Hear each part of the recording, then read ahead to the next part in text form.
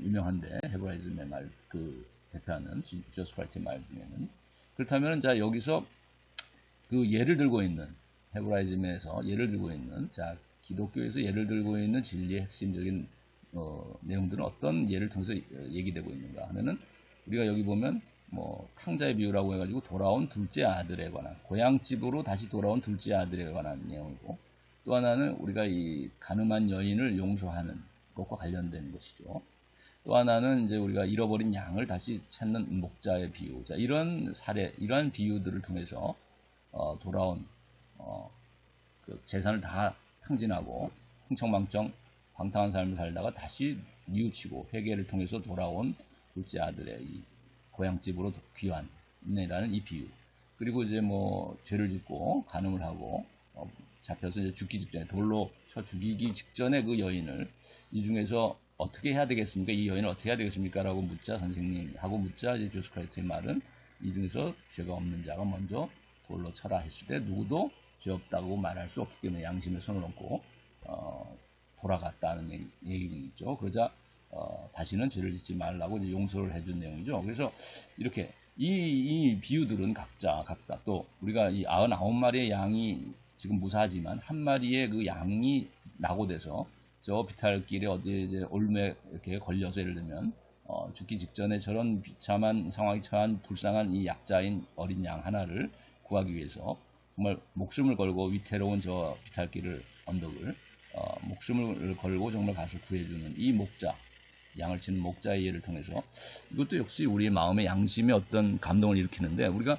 이 돌아온 방탕한 아들을 다시 용서하고 받아주는 이 아버지의 내용이나 이런 내용들은 사실 우리 양심에 뉘우침을 유발하는 그리고 어떤 용서라는 주제하고 연결되는 것이고 그래서 이런 용서라든지 약자를 돕는다라는 자기 희생을 통해서까지라도 타인을 돕는 자 이런 내용들은 우리가 칸트의 그 도덕 원리에서 얘기하듯이 정말 모든 사람의 인격을 수단으로만 여기지 않는 것이고 오히려 그 자체의 목적으로서도 대하고 있는 것을 보여주고 있죠. 그래서 이게 양심의 소리를 우리에게 울림을 준다는 것이죠. 이 내용들은. 그래서 이 헤브라이즘에서 얘기하는 진리는 어떻게 보면 양심의 소리에 우리 귀를 기울이게 하는 내용들이죠. 이게 뭐 계산적인 합리성을 통해서 이지적이고 차가운 지성을 통해서 계산을 해서 정확성을 추구해야 하는 내용이 아니죠. 이것은 어떻게 보면 피눈물을 나게 하는 어떤 감동의 드라마와 연결되어 있고 이해들이 이것들을 통해서 우리의 양심을 돌아보게 하는 것이죠. 성찰하게 하는 것이죠. 그러니까 도덕적인 성찰을 일깨우는 것이지 과학적인 성찰을 하게 하는 것이라기보다는 그래서 우리가 가치관의 차이를 볼 수 있다. 그리스 철학이나 그리스 문화는 헬레니즘, 헬라적인 이 문화는 매우 이지적이고 차가운 과학적 지성을 통해서 우리가 그 특징을 이해할 수 있다면 헤브라이즘적인 문화나 가치관은 양심을 일깨우고 양심을 되돌아보게 함을 통해서 우리 어떤 마음의 어떤 회심에 마음의 어떤 뉘우침에 이런 눈물을 나게 하는 정말 자신의 삶을 돌아보게 하는 이런 인격적인 어떤 그 양심의 호소하고 연결되어 있다 이 가치관이. 그래서 우리가 사랑이라는 것으로 대변되고 있고 이것은 이제 과학적인 정확성을 통한 어떤 정의 추구하고 연결된다면 그래서 사실 헤브라이즘은 정의라는 것조차도 사실 아까 말한 그 유대인들의 그 솔로몬의 재판을 통해서 보여주듯이 정의로운 판결조차도 사실은 사랑이라는 어떤 양심의 어떤 호소하는 것과 연결시켜서 정의라는 것도 해석될 수 있는 여지가 있다는 것이죠. 그래서 우리가 이 헬레니즘과 헤브라이즘이라는 가치관의 차이를 여러분 좀 이해했으면 좋겠고 그래서 헬레니즘은 오늘날은 과학기술 문명 그런대로 치면은 시대적인 의미에서 이제 계몽시대하고 연결고리가 있고 오늘날 과학기술 문명 현대로 치면은 4차 산업혁명하고도 직결고리를 갖는 것이 바로 헬레니즘적인 문화하고 가치관이고 헤브라이즘은 그 뿌리가 어디까지 연결되냐면 아까 말했듯이 근대에는 낭만주의 중세를 거쳐서 중세 그리고 비호적 세계관을 거쳐서 결국 근대 낭만주의 그리고 프랑스 혁명과 같은 정치적인 그 노예 해방이라든지 약자를 보호한다라는 이런 사고하고 연결시켜서 노예 해방과 프랑스 혁명이라는 민주주의의 어떤 뿌리를 또 연결고리가 있고 다음에 그러니까 계급 철폐라는 것이죠. 그와 연결고리가 있고 그리고 오늘날 현대로 치면 이제 실존주의, 실존 철학하고도 연결고리가 있다. 인간의 자유와 또 사랑을 통한 인간의 그 구원의 문제를 굉장히 중시하는 것이 뭐 유신론적 실존주의하고도 연결고리가 있는 것이죠, 당연히. 그래서 헤브라이즘은 이런 낭만주의나 오늘날 실존 철학하고도 연결되는 그 뿌리다라는 거. 그래서 여러분이 그 지난번에 아우스티누스 사상하고 관계가 없는 것은, 무관한 것은 하고 했을 때 많은 사람들이 실존 철학의 뿌리다라는 것을 골랐는데 그것은 틀린 답이 되겠다. 그래서 오히려 실존 철학의 뿌리에는 바로 아우스티누스라든지 중세 그 헤브라이즘적 사고가 있다는 것입니다. 네, 그럼 오늘은 여기까지 일단 먼저 하고 이후에 이제 우리가 아까 말했던 그 계몽의 두 임, 그리고 오늘 이제 그 영화 또 뮤지컬 레미제라블과 관련된 여러분에게 과제를 좀 더 자세하게 설명하도록 하겠습니다. 그럼 예, 여러분 곧 이어서 하도록 하겠습니다. 여러분 반갑습니다. 오늘은 11주차에 해당하는 강의를 하려고 합니다. 한 가지 미리 좀 얘기를 할 것은 과제를 이제는 매주 조금 비중을 둬서 여러분에게 부여하고 있고, 사실 대면 수업을 예상을 했던 상황에서 학기 초에는 그 과제 비중을 그렇게 많이 두지 않아서 그렇게 많은 점수를 부여하지 않았는데, 이제 후반기에 들어서 이제 사실상 이제 한 석주, 녹주밖에 남지 않았습니다. 학기가. 이 상황에서 지금 대면 수업은 교양 같은 수업들의 경우는 더군다나 이론적인 또 교양이고 하는 이런 수업들은 대면 수업 자체를 아마 예상하기 어려울 것 같아요. 학교에서는 이제 기말 시험만큼은 대면 그 오프라인으로 강의실에서 이제 시험 보도록 일단은 계획을 세우고 있지만, 그것조차도 일단 그 계획일 뿐이고 상황을 또 봐야 될 것 같아요. 뭐 여러분에게 양해를 구할 것은, 사실 교양은 알다시피 6, 70명, 최대 뭐 70명까지도 들어가고 이런 많은 수의 학생들이 듣는 과목이다 보니까 대면 수업을 하려면은 이제 그 교육부의 방침도 그렇고 또 우리가 상식적으로도 사회적 거리두기를 유지하면서 대면 수업이 이루어져야 되는데, 그렇게 해야 된다면은 강의실에 수용할 수 있는 인원의 반밖에는 여러분이 들어올 수 없는데, 강의실이 그렇게 여건이 충분하지 않죠. 그래서 100명 이상을 수용할 수 있는 강의실이 있어야만 여러분들이 대면 수업을 할 수 있겠는데, 일단 강의실 확보가 어려운 상황입니다. 그래서 여러 가지 또 마스크를 쓰고 수업한다든지 여러 가지 문제로 인해서 친밀한 대면 수업이 이루어질 수가 없는 그런 어려운 상황이다 보니 교양 수업은 특히 이런 이론적인 교양은 대면 수업이 어렵다고 봐야 될 것 같아요. 그래서 과제 비중을 이제 높일 수밖에 없어요. 왜냐하면 여러분이 그 시험을 지금 중간 시험도 없고, 그다음에 이제 기말 시험 하나 남아 있다고 하지만 그것도 지금 확실하게 여러분에게 장담하기는 어려운 상황이거든요. 그래서 기말조차도 예를 들면 오프라인으로 할 수 없는 상황이 온다면은 지금 과제를 통해서 여러분에게 성적을 부여하는 근거를 거기서 찾아야 하기 때문에, 그래서 여러분이 이제 보면 알겠지만은 후반부에는 지금 과제 비중의 점수들을 좀 높이고 있어요. 그래서 계획표가 아마 수정돼야 될 것 같아요. 아마 이제 또 계획표 수정이 가능하도록 학교에서는 이제 지침이 내려올 것 같은데, 지금 그 계획표상에 있는 점수의 그 퍼센테이지들은 여러분이 일단은 괄호 쳐놓고 과제를 충실히 할 수 있으면 좋겠고, 특히 선택지를 여러분이 이제 객관적인 문제를 낸다 하더라도 선택지를 고를 때 수업 시간에 꼭 다뤄지지 않은 내용조차도 사실은 다룰 수가 있는 그 선택지에 나오는 것들이 있어요. 그래서 여러분에게 난이도를 조정하는 그런 관점도 있기 때문에, 사실 교재나 여러분이 그 강의 자료실을 여러분이 활용하라고 그랬죠. 자료실에 올라 있는 두 권의 교재가 있으니까 이 수업과 관련된 그런 그 부분을 특히 찾아서 예습 내지는 복습을 통해서 보완을 하시고, 또 어떤 철학자의 사상에 대해서 여러분이 잘 모르는 경우가 많을 텐데, 그럴 경우는 최소한 검색을 통해서라도 그 철학자의 이름을 쳐서라도 그 철학자의 기본적인 그 사상이나 그 특징이나 이런 것들은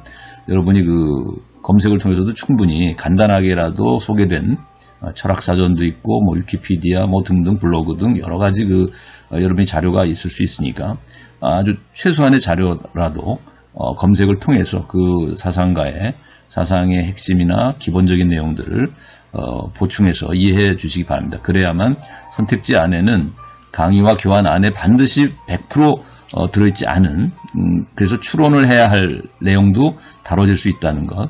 그래서 여러분이 좀 사고실험이나 추론을 요하는 이런 선택지도 간혹 한두 개가 섞여 있을 수 있기 때문에 여러분이 난이도 조정도 있고 해서 그런 선택지를 구성할 예상을 하고 여러분이 감안해서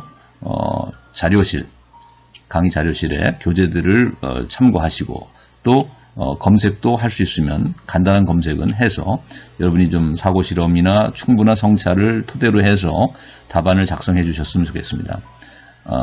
네. 오늘은 크게 이제 두 가지의 주제인데 하나는 계몽이란 무엇인가라는 주제와 관련해서 교재 철학의 향기에 나와 있는 그 내용들을 다룰 것이고요. 그 다음에 또 하나는 레미제라블이라는 영화죠. 거기에 관련된 물론 이제 거기도 계몽주의나 또 계몽주의에 대한 비판적인 성찰을 포함한 그런 문제를 이제 그 레미제라블을 통해서 여러분에게 또 생각해 보도록 부여하려고 하는데 일단 이제 오늘 다루고자 하는 계몽이라는 주제는 크게 보면 여기 가운데 보면 근대라고 하고 계몽 그리고 낭만 이렇게 써 있었죠. 철학의 사조로서.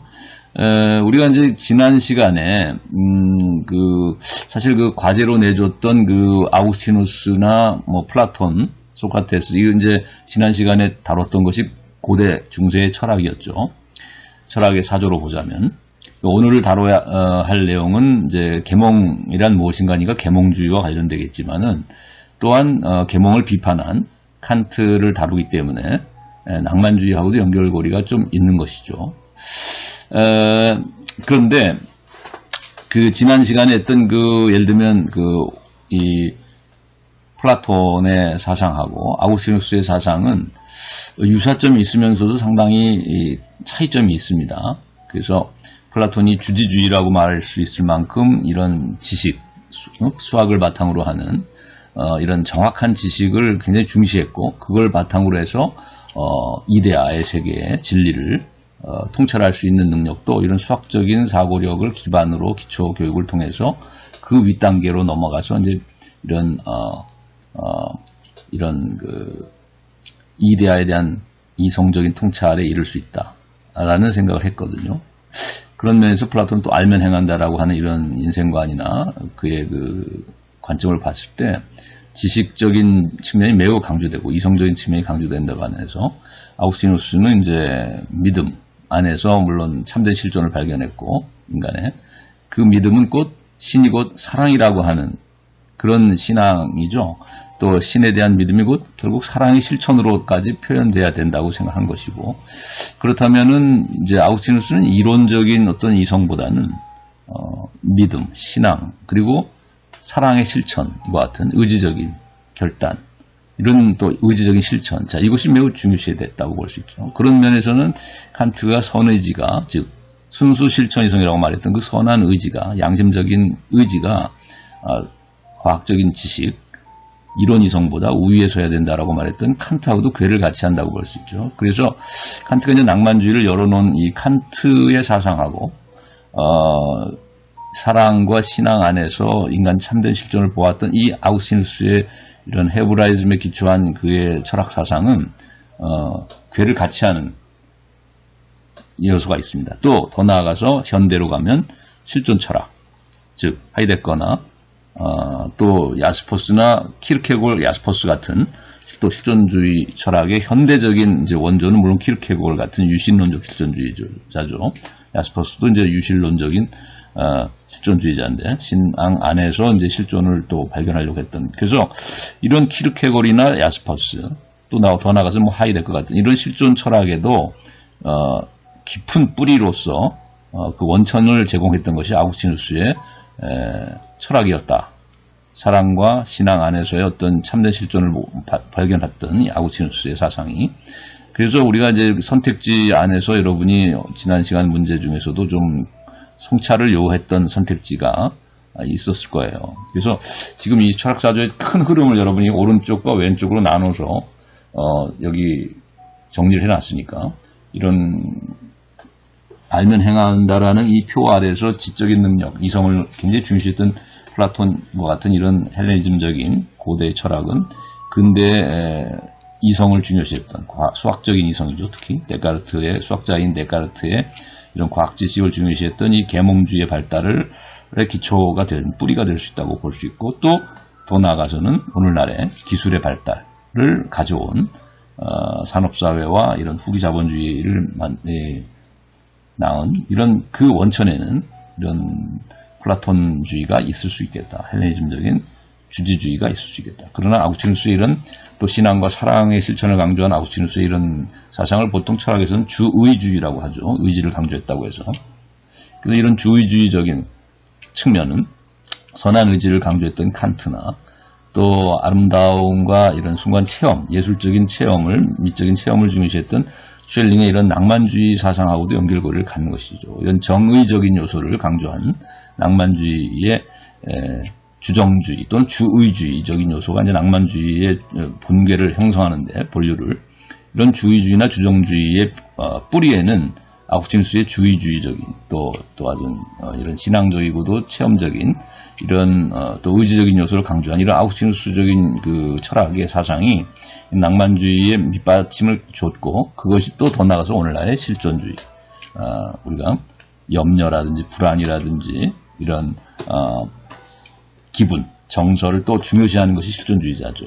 또한 인간의 결단, 기투 이런 인간의 의지적인 결단을 또 중요시하는 것이 자유의지를 중요시하는 것이 실존주의이기 때문에 실존 철학이기 때문에 자, 이런 모든 요소들이 신앙 안에서 참된 자유를 발견했던 아구스티누스나 또 선한 의지는 결국 양심의 자유를 실현하는 것이 이제 선한 의지인데 이런 양심의 자유를 매우 중요시하는 칸트나 또 쉘링도 뭐 의지가 근원적인 것이라고 생각하고 있고 무의식이나 어떤 인간의 의지적인 측면을 굉장히 또 파고 들어갔던 것이 후기의 쉘링이기 때문에 이것이 오늘날 이제 프로이드 같은 정신분석에도 영향을 줬고 또 실존 철학에도 키르케골 같은 이제 실존 철학을 열어놓은 현대적인 원류인 이 키르케골의 철학은 쉘링의 강의를 직접 들었죠. 말년에 쉘링이 베를린 대학에서 강의를 했을 때 헤겔이 죽고 나서 베를린 대학의 그 헤겔의 자리를 대신해서 가서 강의를 했던 이제 쉘링의 강의를 키르케골이 그 덴마크에서 이제 이 베를린까지 와서 강의를 직접 들었던 거예요. 쉘링의 강의를. 그렇기 때문에 이런 낭만주의 철학자의 그 사상이 실존 철학에 직접적인 영향을 줬다고 볼 수 있는 것이죠. 자, 여기서 뿌리를 이제 헤브라이즘적인 아구스티누스적 사상에서 칸트, 쉘링의 낭만주의 그리고 하이데거, 야스퍼스, 키르케골, 하이데거, 야스퍼스 같은 이런 실존 철학까지로 이어지는 이 오른쪽 라인과 플라톤 사상을 원류로 소크라테스 플라톤의 주지주의를 원류로 해서 지적인 요소를 강조했던 이런 알매 요소를 중요시한 헬레니즘적 사고가 오늘날 과학지식의 발달을 초래했던 계몽주의 또 중요시했던 가장 과학지식의 발달을 중요시했던 계몽주의 사상과 오늘날의 자본주의, 산업사회, 기술사회를 낳은 자 이런 원류에는 이제 왼쪽 라인 헬레니즘 근대 계몽 철학, 계몽주의 철학, 그 다음에 오늘날의 과학기술적인 세계관. 자, 이런 것들이 연결고리를 갖는다. 그래서 여러분이 큰 틀에서 이제 이런 철학사조를 이해했으면 좋겠습니다.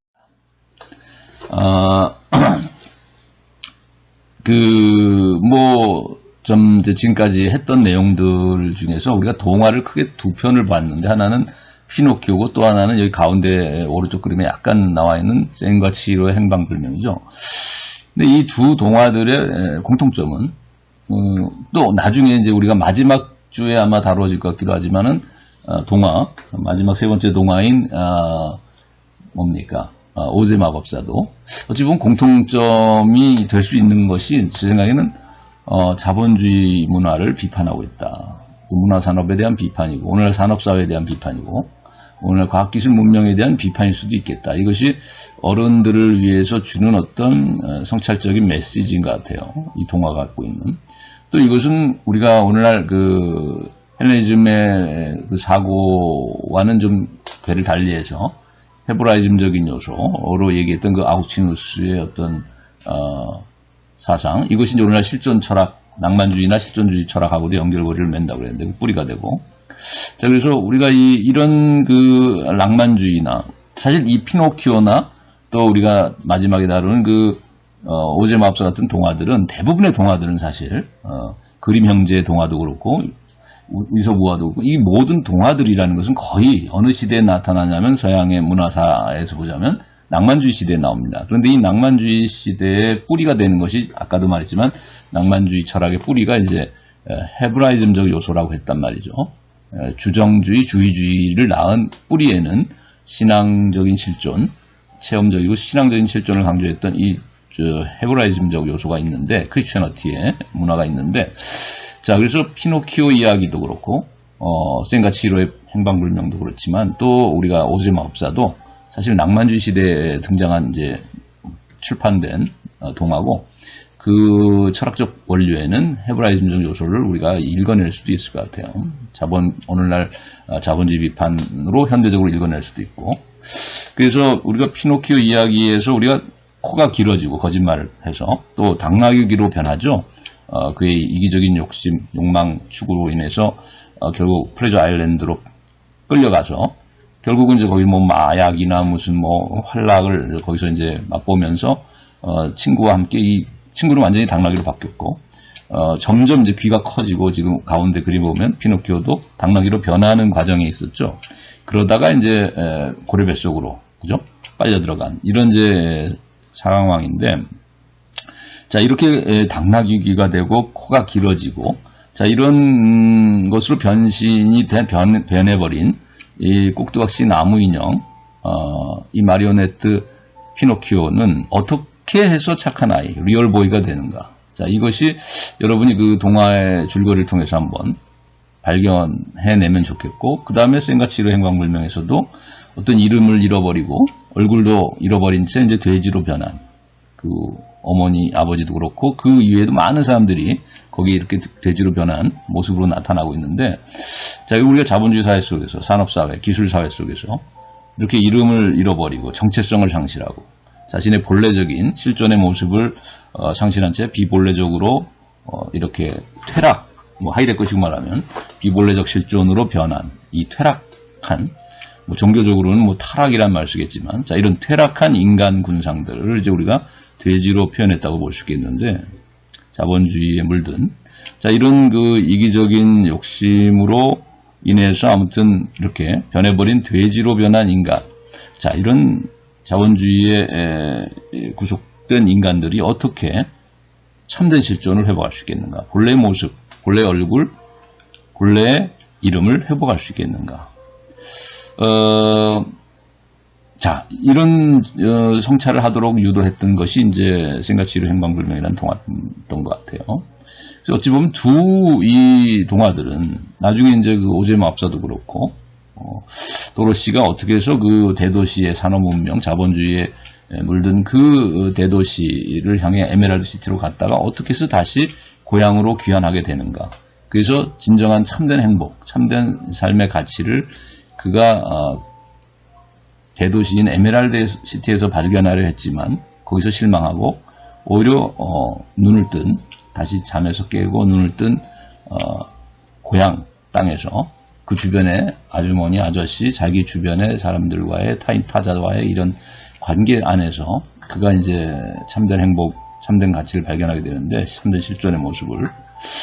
자, 이런 오즈의 마법사의 그 줄거리도 어찌 보면 이제 공통된 요소가 있다고 봐요. 그래서 피노키오나 우리가 센과 치히로의 행방불명, 그리고 오즈의 마법사, 우리가 공통적으로 읽어낼 수 있는 어떤 줄거리의 흐름 안에서 어떤 가치관, 어떤 세계관, 어떤 인생관을 거기서 공통적으로 끌어낼 수 있겠는데, 자, 이거를 공통적으로 또 우리가 이 고대나 근대나 현대의 철학하고 연결시켜서도 관점을 우리가 철학의 관점에서도 공통된 어떤 것들을 끌어낼 수 있을 것 같아요. 그래서 우리가 이제 소크라테스의 삼파수를 계승했다고 했는데, 플라톤이 그것을 이제 동굴의 비유 같은 알레고리, 또 뭐 선분의 비유, 뭐 여러 가지 비유를 들었다고 그랬죠. 뭐 쌍두마차의 비유. 자, 여러 가지 비유를 통해서 그가 인간다운 삶의 어떤 진정한 모습이 무엇이어야 하는가에 대한 성찰을 보여주고 있는데, 또 아우구스티누스는 그래서 동굴 안의 세계로부터, 그림자의 세계로부터 탈출해서 그 동굴 밖에 진정한 빛의 세계로 나아가야 된다라는 어떤 그런 이야기를 얘기하고 있죠. 그것은 우리가 꼭두각시 또 당나귀기로 변하고 거짓말로 인해서 코가 길어진 이런 나무 인형의 삶에서 어떻게 해서 진정한 인간으로 변화될 수 있겠는가라는, 또 돼지의 모습으로부터 어떻게 진정한 참된 인간의 얼굴로 다시 자신의 모습을 회복할 수 있겠는가라는, 자, 이런 그 동화 작가들의 그 어떤 문제의식하고 플라톤의 이런 동굴 안 세계로부터 동굴 밖 세계로의 이런 탈출의 문제하고도 연결고리가 있는 것이죠. 또 아우구스티누스의 회의주의, 모든 것을 의심하고 허무주의와 회의주의 안에서 살아갔던 그 청년 아우구스티누스가 어떻게 해서 그가 진정한 사랑을 발견하고 그 안에서 참된 실존, 인간다운 삶의 가치와 진정한 인간 구원의 메시지를 거기서 발견하게 되는가라는, 자, 이런 주제가 결국 이웃을 사랑하고 신을 사랑하는 이 안에서 그 참된 인간다운 삶의 가치를 발견하게 되는데, 자, 이것도 마찬가지일 수 있겠다. 우리가 제페토 할아버지에 대한 헌신적인 희생적인 그 사랑으로부터, 또 그 피노키오가 진정한 이제 리얼보이의 모습을 회복하지 않아요? 당나귀기나 긴 코의 모습으로부터. 자, 이런 것도 아우구스티누스의 이런 철학하고도 연결고리가 있을 수 있겠고, 또 근데 데카르트의 이제 의심으로부터 진정한 자기 의식에 도달하는, 자기를 발견하는, 자, 이런 과정.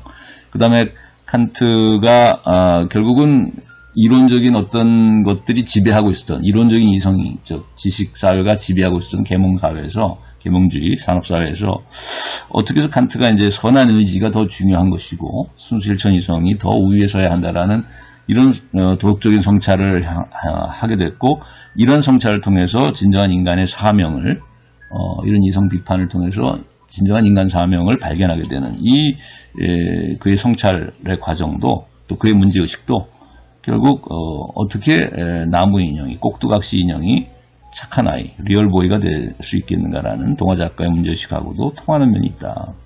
그 다음에 쉘링은 사랑을 통해서, 또한 예술을 통해서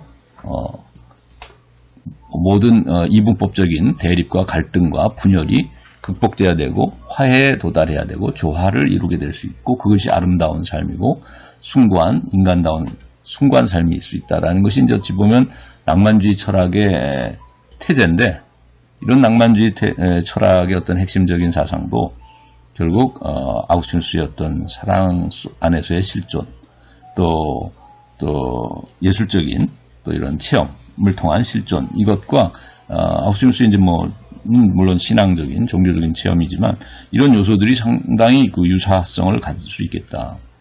또 하이데거의 이제 비본래적인 인간의 삶으로부터 본래적인 삶으로의 회복, 그 이기적인 어떤 퇴락한 인간의 삶으로부터 탈존을 통해서 정말 자기를 이겨낸 이런 탈존을 통해서 참된 실존으로 나아갈 수 있다라는 것. 후기 사회에서는, 초기 사회에서는 이제 결단을 통해서 그 피투적인 기투를 통해서 과거의 부채를 떠안고 과거의 어떤 자신의 과오들을 떠안는, 그건 이제 피투적인, 그리고 미래를 향해 내던지는 기투라고 했죠. 그런 그 미래를 향한 기투를 해나가는 이 현재 안에서의, 오늘 이 순간 안에서의 결단을 이제 하이데거는 초기 사회에서는 본래적 실존의 모습이라고 얘기했는데, 이런 초기 사회에서의 결단이라는 얘기나 또는 후기 사회에서 탈존이라는 이야기들은 다 공통적인 요소를 갖고 있고, 그것은 칸트식으로 말하면 양심의 부름, 양심의 소리에 응답하는 선한 의지를 낳는 순수 실천 이성이 되는 것이죠. 그것이 이제 하이데거도 후기에는 이제 존재의 부름에 응답한다라는 표현을 썼지만, 초기에는 하이데거도 이런 결단의 참된 그러니까 본래적 실존, 참된 실존이라는 것을 결국 결단이라고 얘기했을 때 그것을 어떻게 특징 지었냐면은 양심의 소리에 응답하는 것으로 초기에는 얘기했죠. 후기에는 존재의 소리의 존재에 불응응답하는 것으로 얘기했지만, 그래서 그 점에서 칸트의 선한 의지를 낳는 이성으로의 어떤 그 변화된 모습이 인간의 진정한 참된 이성의 사명이고 인간의 사명일 수 있겠다라고 이제 칸트가 얘기했다면, 이건 하이데거의 또 실존 철학하고도 연결고리를 갖는 것이고, 또 프랑클의 이제 실존 분석과 의미치를 통해서 무의미하고 허무한 이런 삶의 자포자기한 삶으로부터, 절망적인 상태로부터, 불안과 또 우울과 절망이라는 이런 인간의 어떤 병적인 정신의 병으로부터 그가 탈출할 수 있는 방식으로 이제 자신의 실존을 조명함을 통해서, 분석을 함을 통해서 진정한 의미를 발견해 나가는 이런 로고테라피의 이제 기법들, 뭐 탈성찰, 역설지향, 그 다음에 태도 변경이 가장 중요하다고 얘기했죠, 마지막으로. 그래서 어떻게 그가 이런 허무주의에 빠졌던 삶이 어떻게 해서, 또는 불안과 우울과 이런 절망에 빠졌던 삶이 어떻게 해서 희망을 찾게 되고, 그가 어떻게 해서 새로운 삶의 의미를 발견하게 되는가 하는 것은 결국 태도 변경하고도 관계되고, 이것은 하이데거의 본래적 실존을 향한 결단하고도 연결되는 것이죠. 또는 탈존하고도 연결되는 것이죠. 그것은 아구스티누스가 허무주의를 극복했던 것과도 마찬가지고, 신앙 안에서 또는 이웃 사랑 안에서. 그래서 이제 하이데거 이런 결단이나 탈존은 프랑클의 관점에서 보자면 의미 치료의 하나의 중요한 방법론이 될 수 있겠다. 태도 변경이라고 말했던 그의 의미 치료의 방법론이 바로 결단이나 또 하이데거의 실존 철학으로 보자면 탈존을 의미하는 것이고, 아구스티누스식으로 보라면 사랑의 실천이 될 수 있는 거겠죠. 이웃사랑이나 신에 대한 사랑. 쉘링으로 치면은 예술적인 체험을 통해서 그런 변화가 이루어질 수 있다고 볼 수 있는 것이고, 칸트식으로 보라면 선한 의지를 통해서, 또 비판 이론가들에 의하면 이제 이런 기술적인 관심의 지배하에서, 도구적 이성의 전면적인 지배하에 있었던 이런 전체주의적인 이런 사회 안에서 그가 해방적 관심을 되찾고 이런 1차원적 인간을 벗어나서 이제 이런 그 비판적이고도 해방적인 관심을 갖는 본래적 이성으로 이제 회복되는, 이것이 이제 비판 이론가들이 말하고자 했던 도구적 이성 비판의 핵심일 수 있다면, 이 모든 그 철학들이 얘기하고자 하는 그 어떤 태제, 그 주제 의식이 또는 그 밑바닥에 깔린 관점들이 유사성을 발견할 수 있을 것이고, 우리가 그것을 쉽게 이해하려면 피노키오의 주제가 무엇이고, 또 센가치히로의 행방불명에서의 주제의식이 무엇이었고, 또 마지막 시간에 얘기한다고 했던 그 오제 마법사가 다루고 있는 그 내용이 담고 있는 어떤 주제의식이 무엇인가를 한번 여러분이 성찰해 본다면 그 유사성을 또 발견할 수 있을 것 같아요. 그리고 그것을 철학적으로 충분히 해석할 수 있는 그런 기회가 될 수 있을 것 같습니다.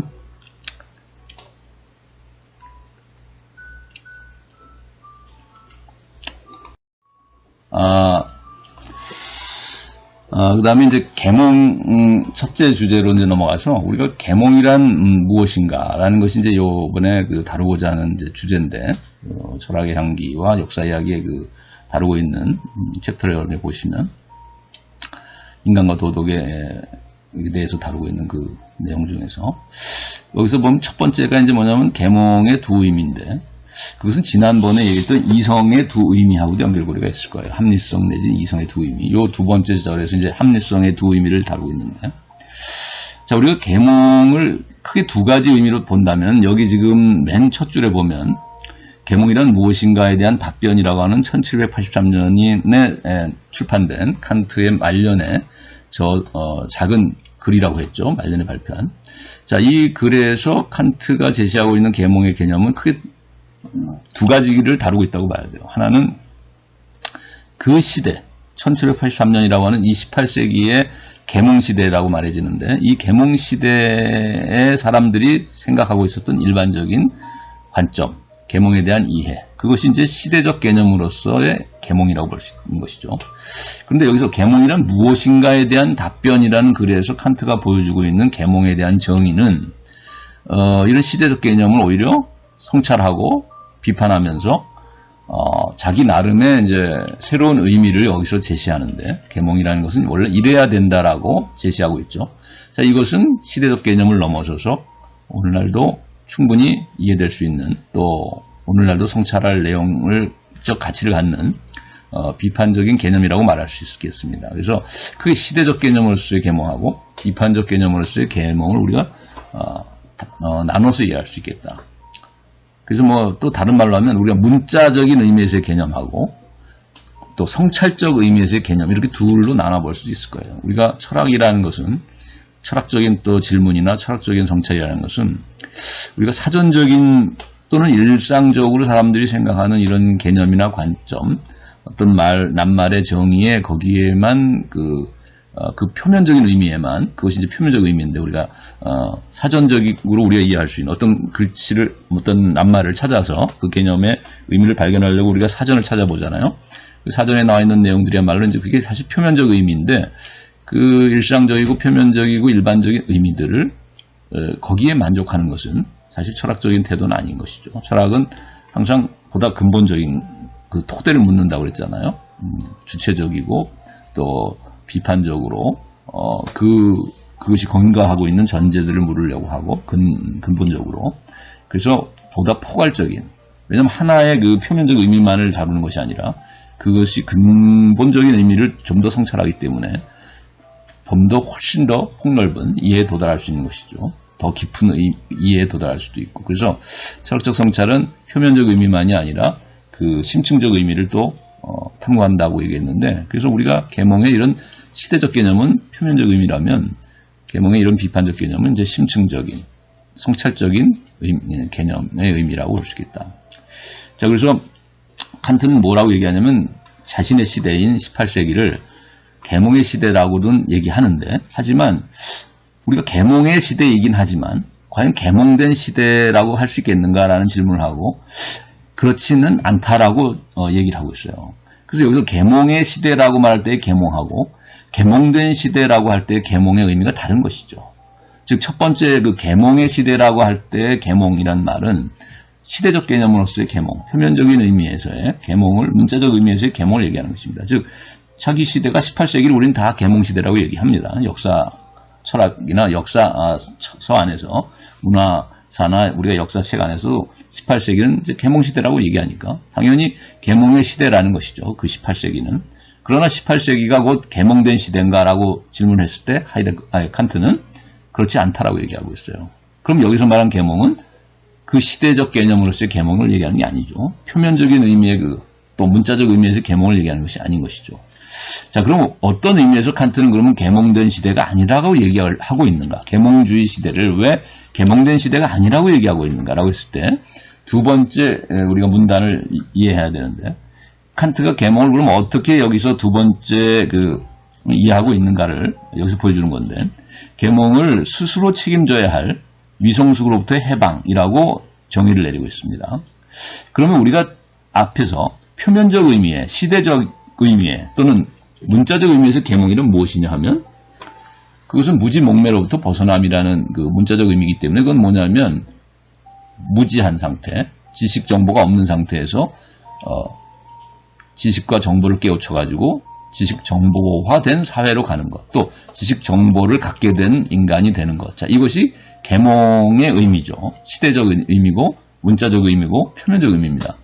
근데 칸트는 그래서 계몽의 시대라는 말은 긍정했지만 그런 의미에서, 왜냐면 그 시대가 뭐 활자가 발명됐고 구텐베르그의 무슨 또 여러 가지 문자들이 많이 지식 정보가 넘쳐나는 과학 혁명 시대였고 하니까. 그러나 칸트는 계몽된 시대가 아니라고 할 때 그 계몽이라는 의미는 여기 두 번째 의미로 이해했다는 것이죠. 스스로 책임져야 할 위성수로부터 해방된 시대는 아니다라는 거예요.